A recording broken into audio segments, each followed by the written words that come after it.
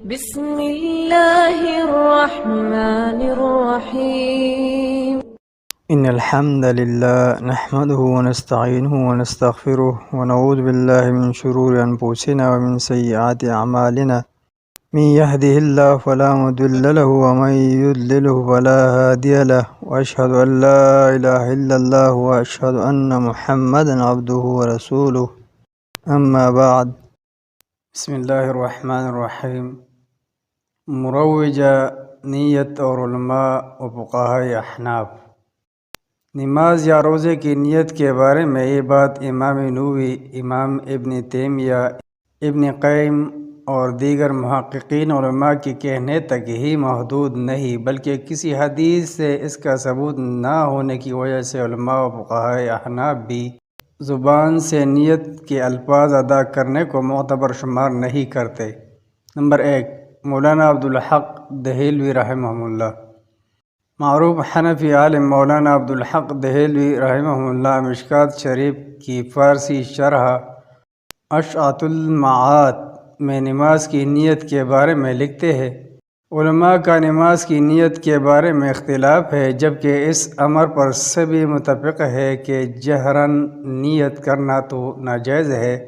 اور اختلاف اس میں ہے کہ لفظ و زبان سے نیت کرنا نماز کے صحیح ہونے کی شرط ہے یا نہیں، اور صحیح بات یہ ہے کہ یہ شرط نہیں اور اسے شرط ماننا غلط ہے. نمبر 2، علامہ برہان الدین مرغینانی فقہ حنفی کی معروف کتاب ہدایہ کے باب شروط الصلاۃ میں علامہ برہان الدین مرغینانی لکھتے ہیں، نیت ارادے کا نام ہے اور شرط یہ ہے کہ آدمی دل سے جانتا ہو کہ وہ کون سی نماز پڑھ رہا ہے. رہا زبان سے نیت کرنا تو اس کا کوئی اعتبار نہیں.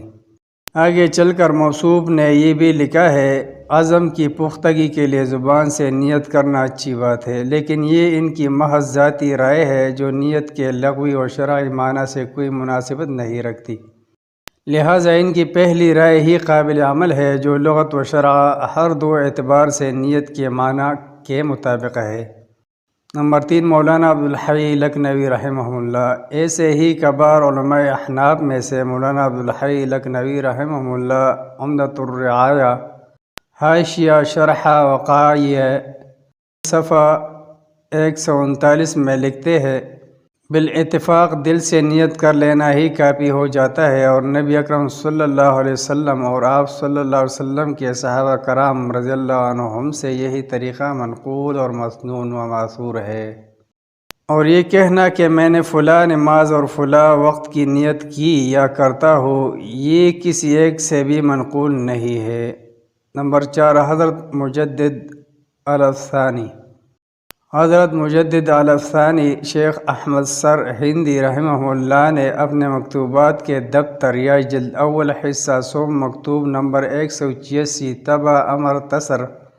میں بعض علماء کی طرف سے زبانی نیت کے استحسان کا تذکرہ کرنے کے بعد اس کا رد کرتے ہوئے لکھا ہے،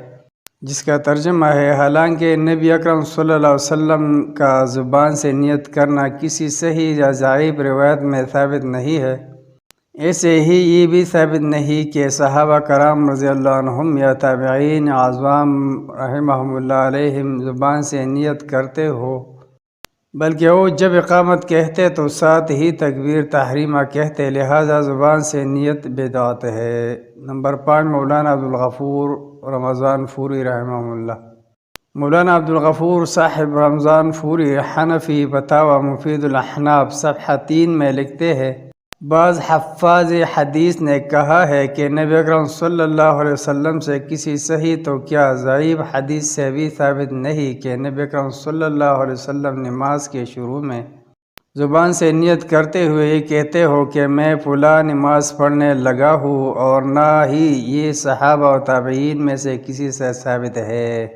بلکہ منقول یہ ہے کہ نبی اکرم صلی اللہ علیہ وسلم جب نماز کے لیے کھڑے ہوتے تو تکبیر کہتے تھے، اور یہ زبان سے نیت کرنا بدعت ہے. نمبر 6، مولانا اشرف علی تھانوی رحمہ اللہ. مولانا اشرف علی تھانوی رحمہ اللہ اپنی مشہور عالمی کتاب بحیثیت زیور میں نماز کی شرائط کے ضمن میں رقم تراز ہے کہ جس نماز کو بھی پڑھنا چاہے اس کی نیت یعنی دل سے ارادہ کر لیا کرے۔ لمحہ فکریہ علماء احناف کی کتب کے ان اقتباسات کا مفاد بھی یہی ہے کہ عبادات خصوصاً نماز و روزہ کی مروجہ نیت سراسر خانہ ساز ہے۔ خصوصاً نماز و روزہ کی مروجہ نیت سراسر خانہ ساز ہے، اور ان میں سے بعض نصوص صرف نماز کی زبان سے نیت کے بارے میں ہے، جبکہ نماز کی طرح روزے کی نیت بھی ہے، اور جس طرح نماز کے لیے یہ نیت کرنا ثابت نہیں کہ میں نے فلاں نماز کی اتنی رکعتوں کی نیت کی اور اس نماز کے قبل رو ہو کر پڑھنے اور امام کی اقتداء میں یا انفرادی طور پر پڑھنے کی صراحت منقول نہیں ہے۔ بالکل اسی طرح ہی روزے کی نیت وبصوم غد نویت من شہر رمضان بھی قطعاً ثابت نہیں، بلکہ یہ جعلی و بناوٹی اور خانہ ساز و من گھڑت چیز ہے۔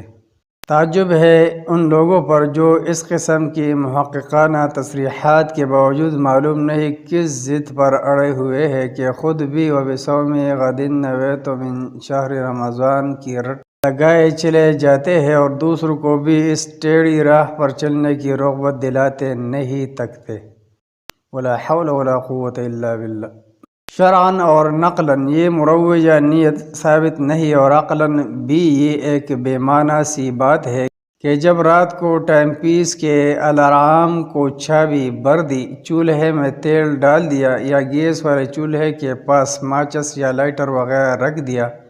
اور صبح کے روزے کی مکمل تیاری کر لی ہے، تو پھر اب منہ سے ضرور مروج الفاظ کہے گا ہی تو بات بنے گی؟ ہرگز نہیں، ورنہ پھر یہ تو ایسی ہی ہوگا کہ کوئی شخص کھانا کھاتے وقت کہے کہ میں اس لیے کھا رہا ہوں تاکہ میری بھوک اتر جائے اور میرا پیٹ بھر جائے، یا کپڑا پہنتے وقت کہے کہ میں یہ کپڑا پہنتا ہوں تاکہ میرا جسم سردی یا گرمی سے بچ جائے اور میرا سطر بھی ڈھک جائے۔ غرض ان خود ساختہ الفاظ کی بجائے صرف دل کے قصد و ارادے پر ہی اکتفا کرنا چاہیے، اور لغت و شرع کی روح سے اسی کا نام نیت ہے جو کہ تمام اعمال میں مطلوب ہے۔